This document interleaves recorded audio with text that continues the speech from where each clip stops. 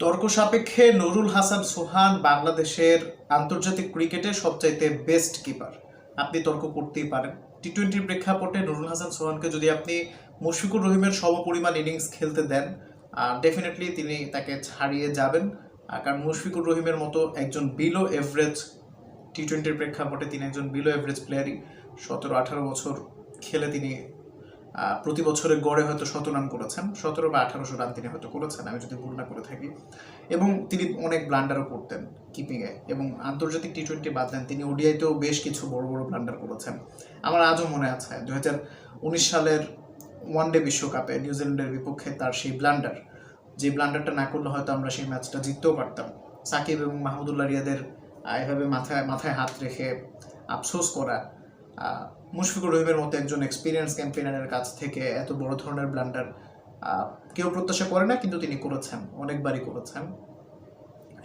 সেটা ভিন্ন আলাপ।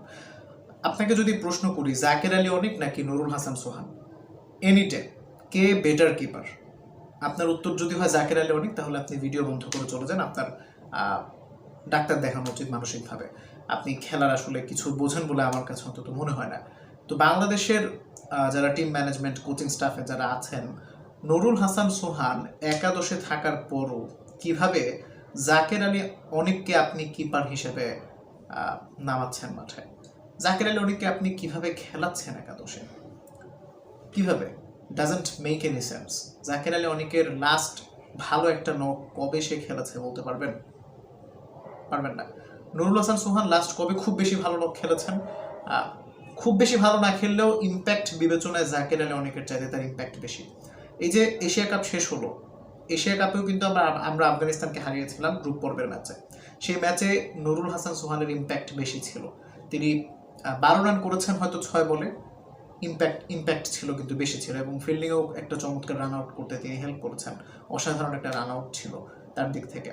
এবং এশিয়া কাপে তিনি 2টা ম্যাচেই খেলেছেন, সেই 2টা ম্যাচের মধ্যে একটা ম্যাচে ভালো ইম্প্যাক্ট রাখতে পেরেছেন, আর একটা ম্যাচে সুযোগ কাজে লাগাতে ব্যর্থ হয়েছেন। জাকের আলী অনিককে আপনি এতগুলো বাজে পারফরমেন্সের পরও ক্যারি করতে পারলে নুরুল হাসান সোহান কি দোষ করলো? সে তো কিছু দিক দিয়ে জাকের আলী অনিককে যে কোনো দিন বিট করতে পারে। জাকের আলী অনিকের সাথেই তো কম্পেয়ারটা তার হবে।